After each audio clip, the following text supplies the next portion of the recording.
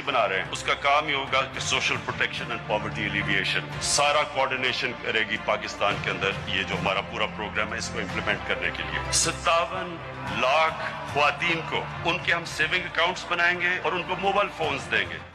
अस्सलाम वालेकुम। प्रोग्राम दो राय के साथ मैं हूं असद रहीम खान। पाकिस्तान के वजीर आज़म इमरान खान ने अपने गुर्बत मिटाओ प्रोग्राम एहसास का आगाज किया, जिसको बहुत सराहा गया और नाकदिन की जानिब से तनकीद का निशाना भी बनाया गया। गुर्बत के खात्मे के प्रोग्राम में 80 अरब रुपए के इजाफे नई वजारत के क़याम से मुल्क भर के पासमानदा अफराद के लिए यकीनन एक अच्छा इकदाम जरूर है। वर्ल्ड बैंक रिपोर्ट के मुताबिक पाकिस्तान में गुर्बत की शरह में नुमाया कमी आई है। रिपोर्ट के मुताबिक 2001 में पाकिस्तान में गुर्बत की शरह 60% थी, जो 2014 में कम होकर 30% रह गई है। एशियन डेवलपमेंट बैंक के भी इसी तरह के नंबर्स हैं, उस पर बात करेंगे और साथ में एक इतने बड़े large scale social welfare programme पर भी बात करेंगे। हमारे साथ आज हैं फिर सनिया निश्तर साहिबा, वजीर आज़म इमरान खान साहब की खसूसी मुआवन है सोशल प्रोटेक्शन पे, और साथ में चेयरमैन भी हैं बेनज़ीर इनकम सपोर्ट प्रोग्राम की। डॉक्टर साहिबा, thank you so much for your time. जानते हैं कि कितना ज़्यादा कीमती है। अगर इसी से ही इब्तदा करें कि एहसास प्रोग्राम क्या है, उसके गोल्स क्या हैं और अब इस वक्त तक क्या कुछ कामयाबियां हासिल हुई हैं, कि हम फिर बाकी इसमें जाएं कि फिलहाल डिस्कशन क्या हो रही है।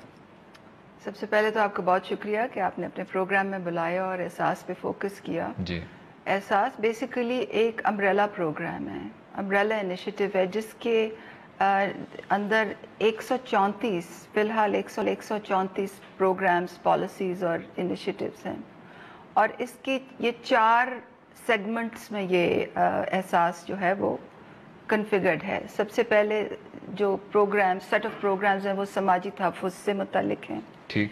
दूसरा सेट जो है वो पसमानदा लोगों को रोज़गार के मौक़े देने से मुतल्लिक है। जो तीसरा है वो इंसानी वसाइल में इन्वेस्टमेंट करने से मुतल्लिक है गुर्बत के लेंस से, और चौथा जो इसका पिलर है वो हुकूमत के वसाइल पर अशराफिया की गिरफ्त को कमज़ोर करने और गवर्नेंस से मुतल्लिक है। तो ये 4 जो इसके सतून हैं ये म्यूचुअली रीइंफोर्सिंग है, एक दूसरे को मजबूत करता है। तो इसी पे ही अब अगर हम कहें कि 1 साल हो गया, एहसास प्रोग्राम एक बहुत एम्बिशियस प्रोग्राम है, बाद में भी इसको जोड़ेंगे कि फ़िलहाल जो मईशत की भी सूरत हाल है, इसमें फंडिंग और इसके गोल्स क्या मीट हो सकेंगे कि नहीं, इस पॉइंट तक डॉक्टर साहिबा इसकी क्या कामयाबियां देखने को मिली हैं? सबसे पहले तो जब आप इतना बड़ा programme whole of government coordinated programme करते हैं, जिसके इतने ज़्यादा अहदाफ होते हैं, जो हुकूमत का पूरा इंजन पे जोर लगाता है तमाम अतराफ से कि वो एक ही तरह एंड पॉइंट्स की डिलीवरी करे, तो उसके लिए आपको कुछ सतून बनाने पड़ते हैं, कुछ बुनियादें बनानी पड़ती हैं, इंस्टीट्यूशनल आर्किटेक्चर फॉर डिलीवरी जिसको हम अंग्रेज़ी में कहते हैं। तो सबसे पहले, जैसे कि आपने अपने प्रोग्राम में भी बताया, वफाकी सतह पे जो समाजी तहफ़्फ़ुज़ के जो सारे इदारे थे वो 6 डिफरेंट मिनिस्ट्रीज़ को रिपोर्ट करते थे। सबसे पहले तो मिनिस्ट्री बनाई गई और सबको पॉलिसी कोहेरेंस के लिए यकजा किया गया। वो अब सब एक प्लेटफॉर्म के मातहत काम करेंगे? वो सब अब एक प्लेटफॉर्म के मातहत हैं, जो कि poverty alleviation and social safety division है। नंबर 1। नंबर 2, उसके लिए बजट मुख्तस किया गया। नंबर 3, क्योंकि इतना बड़ा प्रोग्राम है, उसका जो पॉलिसी एंड स्ट्रेटजी जो काम है वो किया गया कि हम करना क्या चाहते हैं और वो किस तरह आपस में इंटरलिंक्ड है, उसकी विजन क्या है, गोल्स क्या हैं, थ्योरी ऑफ चेंज क्या है, प्रोग्रामेटिक एलिमेंट्स क्या हैं, और फिर हर प्रोग्रामेटिक एलिमेंट्स की अलहदा प्लानिंग है। तो वो स्ट्रेटजी जो है वो पिछले 1 महीने से पब्लिक डोमेन में है फॉर पब्लिक कमेंट, और ये भी पहली दफ़ा हुआ है कि हुकूमत की इस लेवल की स्ट्रेटजी हुकूमती एहलकारों और पब्लिक के पास पहली दफ़ा पब्लिक कमेंट के लिए गई है। नहीं तो हुकूमत अपनी कंसल्टेशंस यूजुअली ख़त्म कर लेती है और फिर पब्लिक को टिक द बॉक्स स्टाइल एक कंसल्टेशन होती है। तो मिनिस्ट्री, बजट, फिर इसका प्रोग्रामेटिक स्ट्रेटजी, उसके बाद डेटा सबसे अहम होता है, क्योंकि एहसास में कुछ अनटारगेटेड इंटरवेंशंस हैं, कुछ डेटा से लिंक्ड इंटरवेंशन हैं कि लोगों को गुर्बत मुतय्यन की गई कि कौन कौन से घराने किस लकीर से कम है, और बहुत सी लकीरें उस बैंड्स में हम बनाते जाते हैं और उसके बेसिस पे टारगेटिंग होती है। तो पूरा सेंसस मुल्क में करना, डोर टू डोर सेंसस 60 सवालों का हर घर में, वो काम इंशाल्लाह साल के एंड तक कंप्लीट हो जाएगा। इसके अलावा जो पेमेंट सिस्टम है जिससे हुकूमत लोगों को पैसे देती है, और वो इस प्रोग्राम का एक एलिमेंट है, वो 10 साल से वो पेमेंट सिस्टम की जो प्रोक्योरमेंट थी वो डिलेड थी। ठीक है। उस पेमेंट सिस्टम की प्रोक्योरमेंट ख़त्म हुई है। 10 महीने का एक प्रोसेस है, वो बहुत ही मुश्किल प्रोक्योरमेंट थी, और अल्लाह की मेहरबानी से परसों ही हमने बैंक्स के साथ कॉन्ट्रैक्ट साइन कर दिया। इसके अलावा मेरे लिए जो सबसे अहम था वो गवर्नेंस एंड इंटेग्रिटी पॉलिसी थी। ठीक है। क्योंकि जो समाजी तहफ़्फ़ुज़ से मुतालिक माजरत से जो इदारे होते हैं उनमें करप्शन बहुत आम होती है। Pilferage, corruption, miss targeting, false inclusions, false exclusions. तो सबसे पहले मैंने एक 32 नुकाती गवर्नेंस एंड इंटेग्रिटी पॉलिसी बनाई, जो कि तमाम वो वफाकी इदारे जो मेरे डिवीज़न के साथ मुंसलिक हैं वो पॉलिसी उन सब पे लागू होती है, और उसकी बड़ी रिगरस मॉनिटरिंग हो रही है। इसके अलावा फिर कमिटीज़ की तश्कील देना, क्योंकि डिफरेंट बकेट्स में प्रोग्राम्स आ रहे हैं, हर किसी की एक डिटेल्ड इम्प्लीमेंटेशन है।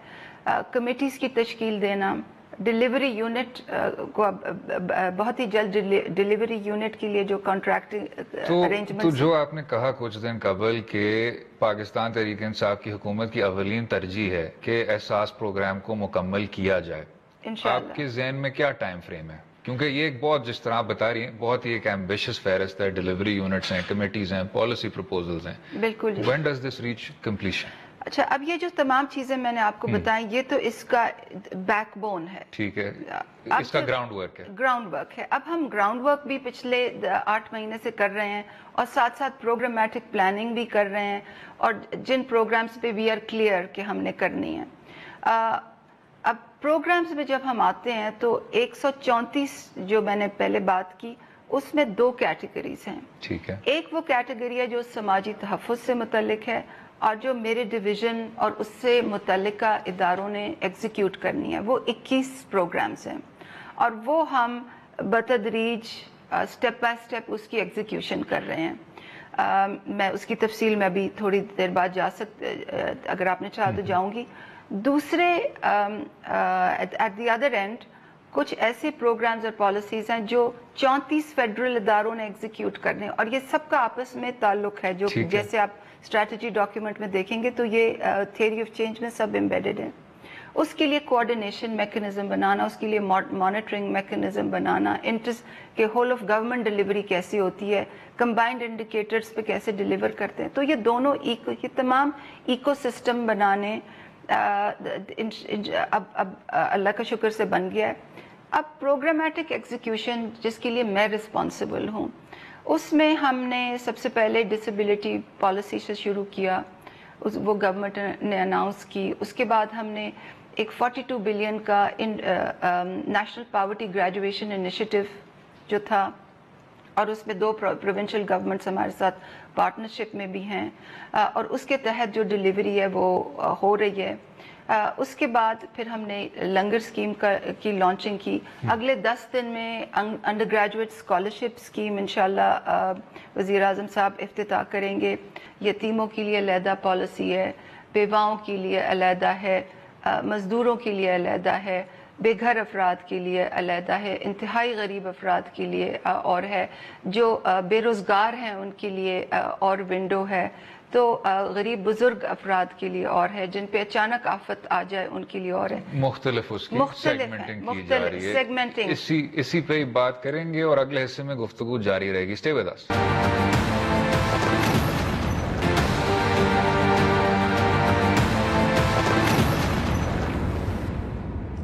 वेलकम बैक टू दो राय। गुफ्तगू जारी है खुसूसी मुआविन डॉक्टर सानिया निश्तर साहिबा के साथ। डॉक्टर साहिबा, जो कुछ एडिटोरियल्स में या इस तरह का एक तासुर जा रहा है कि जी मईशत, खसारा, बुरा सूरत हाल, उसको सामने रखते हुए जब ये कहा जाता है कि ऐसे प्रोग्राम को जो कि इतना एम्बिशियस है, जिसको इतने ज़्यादा माली वसाइल की ज़रूरत पड़ेगी, اس کو شاید حکومت اگر چاہے بھی اولین ترجیح نہیں بنا سکتی، اس پر کیا سمجھتی ہیں آپ؟ یہ تو معذرت کے ساتھ یہ تو صحیح نہیں ہے، کیونکہ حکومت نے تو یہ کمٹمنٹ ڈیمونسٹریٹ کر دی ہے. 190 بلین کا جو بجٹ ہے وہ احساس پروگرام کے لیے مختص ہے، اور I have every reason to believe کہ وہ It will be met. It will be met. اس کے علاوہ ہم ٹیکنیکل سپورٹ کے لیے انٹرنیشنل جو سورسز سے بھی ہیلپ سولیسٹ کر رہے ہیں. اور نمبر 3 جو ہم پالیسیز اختیار کر رہے ہیں اسپیشلی نجی شعبے کو انگیج کرنے کی، وہ ایسی پالیسیز ہیں کہ حکومت اپنے پالیسی لیور کے تھرو بہت زیادہ ریسورسز موبلائز کر سکتی ہے. جیسے کہ ابھی آپ نے لنگر اسکیم میں دیکھا، لنگر اسکیم میں جو پبلک پرائیویٹ پارٹنرشپ ماڈل ہے وہ یہ ہے کہ جو یہ خیراتی ادارے ہیں ان کی کچھ کی کیپیبلٹی تو ہے یہ to produce meals at scale, مگر ان کو جگہ نہیں ملتی. جہاں بھوکے لوگ ہوتے ہیں وہاں حکومت ان کو لنگر لگانے نہیں دیتی، وہاں کھوکھے ہوتے ہیں، ان کی بزنس خراب ہوتی ہے، وہ مسٹرسٹ ہوتا ہے کہ جب آئیں گے تو یہ ادھر بیٹھ جائیں گے، پھر اسٹے آرڈر لے لیں گے، پھر جائیں گے نہیں.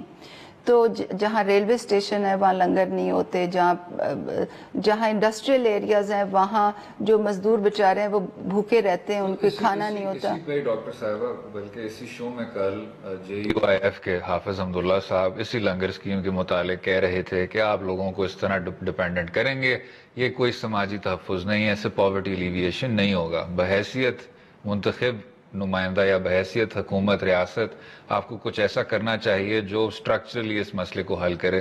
اس پہ کیا پرسپیکٹو ہے آپ کا؟ یہ تو آپ اس سے پوچھیں جو 2 دن سے کھانا جس نے نہیں کھایا ہوتا، اس مزدور سے پوچھیں جو صبح سے شام تک نہ ناشتہ کرتا ہے اور رات تک اس کے پیٹ میں کوئی کھانا نہیں ہوتا. آئی تھنک یہ سوال ان سے پوچھنا چاہیے. ٹھیک ہے، مگر یہ بات بہت سمجھنے کی ضرورت ہے، اور میری گزارش ہے کہ لوگ احساس اسٹریٹجی کو پڑھیں. کیونکہ وہ ڈفرنٹ لوگوں کو، ڈفرنٹ پاکٹس کو ڈفرنٹ مقاصد کے لیے ٹارگٹ کرتی ہے. جو ینگ آدمی ہے جس کو انٹرسٹ فری لون چاہیے اس کے لیے وہ دروازہ ہے، جو ینگ طالب علم ہے جس کو اسکالرشپ چاہیے وہ اس کے لیے دروازہ ہے.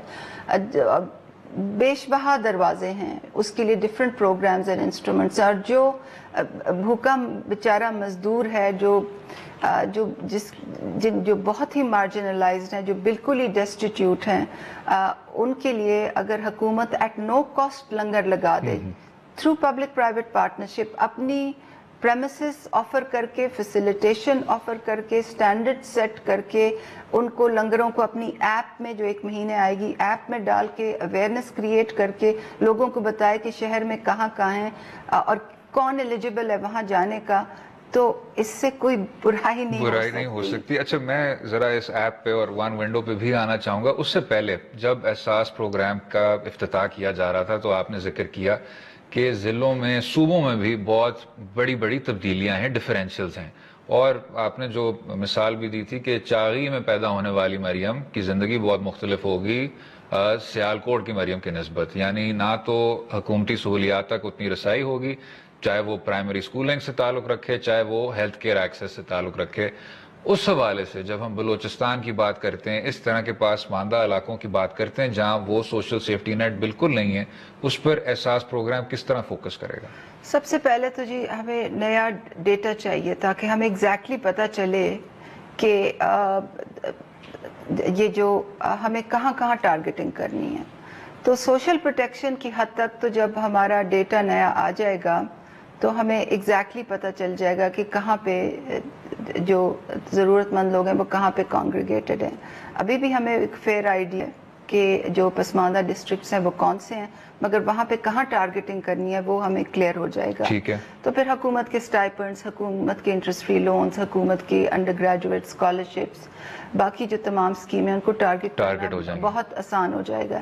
اس کے علاوہ جن پروگرامز سے میرا تعلق ہے، جیسے ویلیو چین بلڈنگ پالیسی ہے، وہاں آپ اس کو فوکس کر سکتے ہیں ان ایریاز میں. But at N over arching level ये तो हुकूमत की पॉलिसी है कि जो पसमानदा इलाके हैं वहाँ पे इंटरवेंशन ज़्यादा करनी है ताकि वो बाकी एरियाज़ के एट पार आएँ. और फिर डॉक्टर साहब अगर हम वन विंडो को भी ज़रा डिस्कस कर लें क्योंकि हमारा वक्त ज़रा कम हो रहा है. जी, वन विंडो एहसास ये है कि ये जो तमाम जो प्रोग्राम्स की जो बात हो रही है जो लोगों तक जाने हैं, जैसे बैतुल माल के जो इंटरवेंशंस हैं उसमें कोई 20 किस्म के प्रोग्राम्स हैं, ज़कात है, स्टाइपेंड्स हैं, लोन्स हैं, ये तमाम जो चीज़ें हैं वो एक विंडो के थ्रू को एक्सेस करें. और वो वन विंडो का कॉन्सेप्ट ये है कि आपके एक ऐप में कोई जा सके और वहाँ से वो तमाम चीज़ें एक्सेस कर सके और उसके एक्सेस के रास्ते में डेटाबेस हो. जैसे अगर आप जाएं तो वो आपको बताए कि जी आप किस किस चीज़ के लिए एलिजिबल हैं, मैं किस किस चीज़ के लिए एलिजिबल हूँ. अब उस पर क्रिटिसिज्म लोगों का ये आएगा कि जी हर किसी के पास तो स्मार्टफोन नहीं है और लोग ये किस तरह से इस ऐप को नेविगेट करेंगे. तो उसका जवाब ये कि एक दफ़ा इंशाल्लाह जब ऐप लॉन्च हो जाएगी तो फिर हम उसके साथ एसोसिएटेड टीवी प्रोग्राम्स करेंगे, अपने सेंटर्स में कियोस्क्स लगाएंगे, उससे लोगों को जॉब्स भी मिलेंगी, तो उसकी मैसिव अवेयरनेस करेंगे कि किस. और आखिरी सवाल डॉक्टर साहिबा, सवाल बड़ा है और हमारा वक्त ज़रा कम रह गया है. जो खातून में मर्द में यहाँ डिफरेंशियल है, lowest work force participation in south Asia, बार बार कोशिश की गई कि इस तरह की वेमेन ओरिएंटेड स्कीम्स बनाए जाएं. ये प्रोग्राम उस चीज़ को किस तरह केटर करेगा? दीगर ममालिक में, बांग्लादेश में जहाँ इस डिफरेंशियल को आपने तोड़ा है तो उन्होंने बेतहाशा तरक्की की है, यहाँ सोशल एटीट्यूड्स को भी किस तरह तब्दील किया जाए? देखिए, ख़वातीन की जो एम्पावरमेंट की बात है वो तो एक गवर्नमेंट वाइड एजेंडा होता है ना, एक्सेस, राइट्स, अपॉर्चुनिटीज, फ्रीडम्स. तो एहसास की हद तक इसमें काफ़ी चीज़ें एम्बेडेड हैं. ठीक है. मगर मैं ये नहीं कह सकती कि एहसास is the only instrument for women's empowerment and equality. अब एहसास में सबसे पहले तो ये कि पहले जो अराउंड 6 मिलियन औरतों को BISP जो से सिर्फ कैश मिलता था, अब उनके बैंक अकाउंट्स खोले जा रहे हैं और उनको मोबाइल फ़ोन तक एक्सेस को यकीनी बनाया जा रहा है. 500 डिजिटल हब्स तमाम मुल्क में बनाए जा रहे हैं ताकि वो और उनके ख़ानदान इंटरनेट की सहूलियात से मुस्तफ़ीद हो सकें. ये तमाम चीज़ें जो हैं वो उनकी एम्पावरमेंट और माशी खुद मुख्तारी का एक एजेंडा है. नंबर 2 ये कि पाकिस्तान में बहुत सी ख़वातीन जो हैं वो काम करती हैं मगर उनका काम रिकग्नाइज़ नहीं होता. जैसे कि घरों में जो घरेलू मुलाजमीन होती हैं, जैसे कि हमारे देही इलाकों में जो औरतें होती हैं वो काम करती हैं मगर समझा जाता है कि वो काम नहीं है, वो तो उनका घर का ही काम है. एज अ फर्स्ट स्टेप उनके काम को रिकग्नाइज किया जाएगा और फिर वो रिकग्निशन जो उसकी तरह उसके थ्रू उनकी मिनिमम वेज हम इन्फोर्स कर सकेंगे. ठीक है. और उसके बाद सोशल सिक्योरिटी में और पेंशन्स में वो किस तरह आ सकती हैं इंशाल्लाह उसमें. इसके अलावा एज अ पॉलिसी एहसास में ये मुतय्यन है कि जो भी हमारी स्कीम है उसमें 50% ख़वातीन का होगा. और परसों ही हमारे बोर्ड ने ये फैसला किया है कि जो हम 5 मिलियन छोटे सतह की स्कॉलरशिप्स दे रहे हैं 5 मिलियन बच्चों को, उसकी जो अमाउंट है वो बच्चियों का अमाउंट लड़कों से ज़्यादा होगा. बिल्कुल ठीक. इसी पे डॉक्टर सानिया निश्तर साहब, बहुत बहुत शुक्रिया शो में शामिल होने का, अपना कीमती वक्त देने का. अगले हिस्से में भी डिस्कशन जारी रहेगी, रहिएगा हमारे साथ.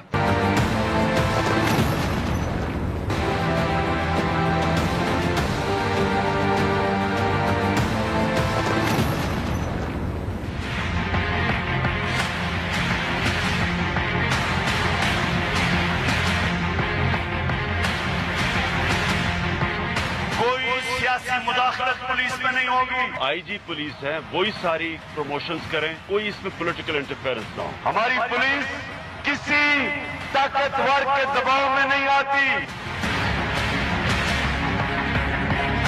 ویلکم بیک ٹو دو رائے. عمران خان صاحب کی جانب سے پنجاب پولیس میں ریفارمز کے لیے وزیر اعلیٰ عثمان بزدار کو ایک ہفتے کی ڈیڈ لائن دی گئی تھی جو کہ ختم ہو چکی ہے. اقتدار میں آنے کے بعد ناصر درانی صاحب کو ریفارمز کمیٹی کا سربراہ تعینات کیا گیا مگر ان کے استعفیٰ کے بعد حکومت نے پولیس اصلاحاتی کمیٹی تشکیل دی.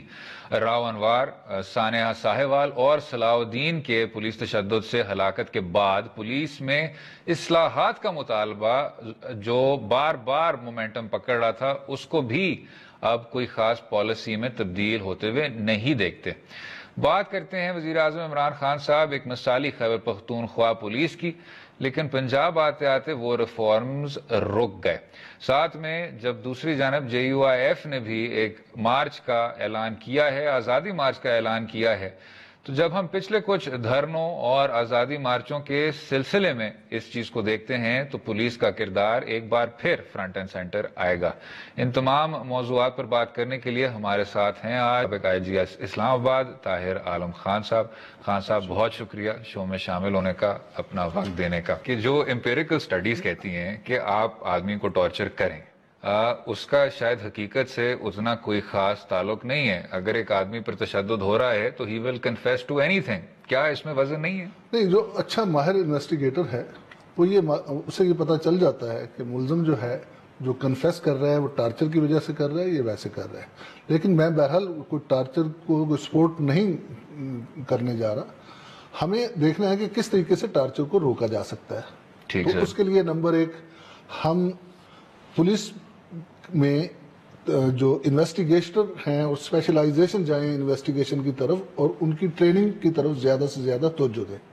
پھر ہم انہیں مکمل وسائل پرووائڈ کریں. انویسٹیگیٹرز جو ہیں ان سے آپریشنل کام یا دوسری ڈیوٹیاں نہ لی جائیں، وہ صرف اور صرف انویسٹیگیشن کریں. اور پھر یہ کہ تھانوں کی صورتحال بہت خراب ہے، ان کی بلڈنگز میں ملزموں کو رکھنے کی جگہ نہیں ہے. مجبوراً ان کو پولیس والے پھر تھانے سے باہر رکھتے ہیں، کیونکہ جب جیسے ہی لوگ آ کے ایک ہی حوالات ہوتی ہے تھانے میں اور اس حوالات میں ہر طرح کے ملزم ہوتے ہیں، تو اس ملزم وہاں پھر اپنے دوسرے ساتھیوں کو بتا دیتا ہے، دوسرے ساتھی آپس میں مشورہ کر لیتے ہیں کہ انہوں نے کیا کہنا ہے، یا پیغام رسانی باہر کر دیتا ہے کہ وہ خبردار ہو جائے اس کے جو ملزم ساتھی باہر ہیں. تو ہمیں تھانوں میں کی بلڈنگز کو بہتر کرنا ہوگا. حوالات کا جو پرانا تصور ہے اس کی بجائے چھوٹے چھوٹے سیل بنانے ہوں گے تاکہ ملزموں کو علیحدگی میں رکھا جا سکے. ٹھیک ہے. اور میں سمجھتا ہوں کہ اگر علیحدگی میں ملزم جائے اور اسے پیٹ بھر کے کھانا کھلایا جائے، جسٹ اسے سونے نہ دیا جائے، تو 3 دن کے اندر وہ سارا کچھ بتانے پر آمادہ ہو سکتا ہے. دوسرا چونکہ ریکوری بنیادی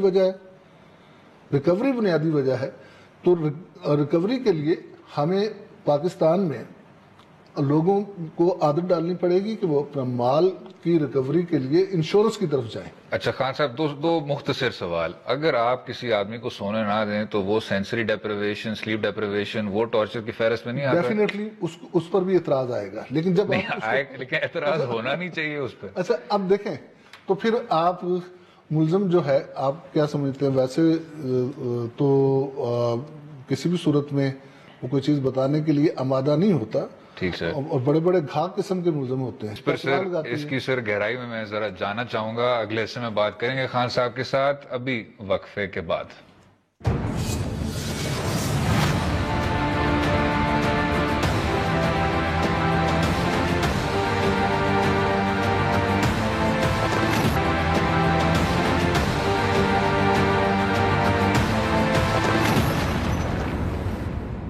ویلکم بیک ٹو دو رائے. بات کر رہے ہیں پولیس ریفارمز پر سابق IG طاہر عالم خان صاحب کے ساتھ. خان صاحب، ابھی ساری ڈسکشن جو ہو رہی تھی لا اینڈ آرڈر کے حوالے سے، اگر کچھ دھرنے پہ بھی ٹچ کریں، آپ کا تو بہت اس موضوع پر گہرا تجربہ رہا ہے، آپ نے تو آن گراؤنڈ بھی دیکھا ہوا ہے. ابھی جب JUIF نے اعلان کر لیا، فیض آباد دھرنا کیس سر آپ کے سامنے ہے، اس پر عدالت عظمیٰ کا فیصلہ بھی آ گیا. پولیس کو کنٹرول کے حوالے سے کیا کرنا چاہیے جو کہ ذمہ دارانہ بھی ہو؟ اٹس اے فائن لائن، ذمہ دارانہ بھی ہو لیکن ساتھ میں کراؤڈ کنٹرول کے حوالے سے بھی باثر ہو. اسلام آباد میں پولیس جو ہے وہ ڈسٹرکٹ مینجمنٹ کے ساتھ مل کے کام کرتی ہے. DC اور کمشنر وغیرہ بھی ہیں. دھرنا چاہے اب ہو یا جو ماضی میں ہوا ہے، ہر وہ دھرنا یا ہر وہ احتجاج جس سے روڈ بلاک ہوتی ہو، لوگوں کی آمد و رفت میں خلل پڑتا ہو، کاروباری زندگی معطل ہوتی ہو، وہ غیر قانونی ہے. اور سی آر پی سی کے مطابق ایسے مجمع کو جو ڈسٹرکٹ مجسٹریٹ ہے یا ایس ڈی ایم ہے وہ ایک ان لافل اسمبلی قرار دے سکتا ہے. ٹھیک ہے. اور پھر ان لافل اسمبلی جب قرار دے دیا جائے تو اس کو ڈسپرس کرنا بھی یہ پولیس کی ڈیوٹی میں شامل ہے. بالکل ٹھیک. اور اگر اس طرح کی کوئی اسمبلی قانون ہاتھ میں لیتی ہے، پولیس والوں کی یا لوگوں کی مار پٹائی کرتی ہے، دکانوں وغیرہ کو نقصان پہنچاتی ہے، گاڑیوں کو نقصان پہنچاتی ہے، تو پھر اس میں کسی مجسٹریٹ وغیرہ کی اجازت کی ضرورت نہیں ہے. ہر پولیس افسر جو اس قریب ہو وہ ایکشن لے سکتا ہے اور اتنی فورس یوز کر سکتا ہے جتنی کہ ان کو منع کرنے کے لیے ضروری ہے. بہرحال ٹیکٹکس ہیں جو یہ چونکہ بہت بڑا ایک احتجاج کا پروگرام ہے، اس کے لیے پہلے سے تیاریاں جو انہیں کرنی چاہیے اور ڈیفینیٹلی اس پر کر رہے ہوں گے. سب سے پہلے تو انفارمیشن ہے کہ کہاں سے آ رہے ہیں، کن مدرسوں سے آ رہے ہیں، کن ڈسٹرکٹ سے آ رہے ہیں، ڈسٹرکٹس میں جمعیت علماء اسلام کا سیٹ اپ کیا ہے، مدرسوں کے ساتھ کتنا لنک ہے، کن مدرسوں سے لنک ہے، اور اس سے بھی زیادہ اسلام آباد کے اندر جو مدرسے ہیں اور راولپنڈی کے جو مدرسے ہیں ان میں جمعیت علماء اسلام کے سپورٹرز کتنے ہیں، اور ان کے اوپر پھر مدرسوں سے. اب مدرسوں کا مقصد بہرحال یہ نہیں ہوتا کہ وہ احتجاج کریں، بے شک ان کا مسلک وہی ہے جو جمعیت علماء اسلام کا ہے، تو ان کے ساتھ بات چیت کرنا اور انہیں سمجھانا کہ وہ اس قسم کے غیر قانونی پروگرام میں حصہ نہ لے. کیونکہ اب تک جو ہم مختلف جگہوں پر تقریریں سن رہے ہیں، جمعیت علماء اسلام کے ڈائی ہارڈز لیڈرز جو ہیں ان کی جو تقریریں ہیں وہ بہت ہی خوفناک قسم کی بہت خوفناک قسم کی تقریریں ہیں. تو اب ان حالات میں انہوں نے اگرچہ میری اطلاع کے مطابق کل ایک اپلیکیشن دے دی ہے چیف کمشنر کو اجازت کے لیے، اور ڈی سی سے ان کا ڈیلیگیشن بھی ملا ہے، لیکن اب اگر اجازت دی جاتی ہے تو کیا وہ اس چیز پر ٹرمز کنڈیشن پر قائم رہیں گے؟ 2014 کے دھرنے میں بھی پرمیشن دیتے وقت تمام قسم کی چیزیں لکھ کے انہوں نے اقرار کیا تھا کہ کریں گے، لیکن پھر سب کچھ ہوا ہم نے دیکھا. بالکل. تو یہاں اب روکا کیسے جائے؟ اسے 2014 میں تو یہ تھا کہ پنجاب میں حکومت اور تھی، پنجاب اور اسلام آباد میں، اور جبکہ صوبہ سرحد میں اور حکومت تھی. تو اس وقت دونوں صوبوں میں ایک ہی حکومت ہے، انہوں نے چل کے انہی صوبوں سے آنا ہے. اب مصیبت یہ ہے کہ جو دوسرے علاقوں، اسلام آباد کے باہر کے علاقے کے جو افسران ہوتے ہیں، جو ایس ایس پی اور ڈی سی وغیرہ، ان کی کوشش ہوتی ہے کہ ان کے ضلع کے اندر کوئی پھڈا نہ پڑے. ٹھیک ہے. وہ کہتے ہیں بس ٹھیک ہے ہماری طرف سے نکلیں، آگے جا کے پھڈا پڑے ہمارے جورسڈکشن. ہم نے یہ فیض آباد کے دھرنے میں بھی یہی دیکھا، سارا کچھ دیکھا. یہاں میں سوچتا ہوں کہ اسلام آباد چونکہ ایک اماجگاہ بنتا جا رہا ہے اس طرح کے غیر قانونی مظاہروں کی، تو ہمیں اسلام آباد کے متعلق کہ ایک محدود سی پولیس ہے اس کی جو یہ نہیں کر سکتی، تو میرا خیال ہے کہ ہمیں نئی دہلی کی طرز پر اسلام آباد میں اس کے ارد گرد کے ڈسٹرکٹ کو ساتھ ملا کر، ڈیفینیٹلی یہ لانگ ٹرم پروگرام ہے، اور جب ہم سیاسی پارٹیاں ایک خصوصی فورس بنائی جائے، ایک ٹیریٹری بنائی جائے، ٹیریٹری کو بڑا کیا جائے. ٹھیک ہے. راولپنڈی کو شامل کیا جائے، اٹک کو شامل کیا جائے، اور اس طرف ہری پور کو شامل کیا جائے. حدود وسیع ہو جائیں گے. حدود وسیع ہو، ایک باقاعدہ چیف منسٹر ہو، اور باقاعدہ چاروں صوبے چاروں ڈسٹرکٹ جو ہے وہ ایک کمانڈ میں ہوں، تاکہ باہر سے ہی روکا جا سکے، اسلام آباد کے اندر نہ اس طرح آنے دیا جائے، اور دائرہ اختیار کے سارے جو مسائل ہیں وہ ختم ہو جائیں. جی وہ ختم ہو جائے. اور لیکن اس میں پھر مسئلہ یہ ہوگا کہ مرکز میں فرض کیا ہے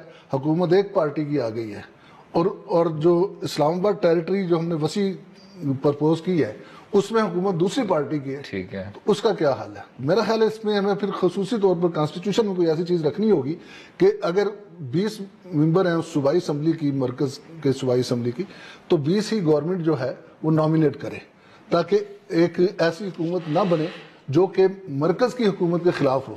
اور ہم دیکھتے ہیں ماضی میں جب صوبوں میں ڈیفرنٹ گورنمنٹس رہی تو احتجاج میں بھی انہوں نے بڑھ چڑھ کر حصہ لیا. خان صاحب بہت ہی ایک out of the box solution آپ نے پریزنٹ کیا. سابق آئی جی طاہر عالم خان صاحب بہت بہت شکریہ شو میں شامل ہونے کا، اپنا قیمتی وقت دینے کا. امید ہے آپ کو آج کا پروگرام پسند آیا ہوگا. ہمیں اپنی رائے سے بھی آگاہ کیجیے سوشل میڈیا کے ذریعے، اور اجازت دیں اگلے ہفتے تک. خدا حافظ.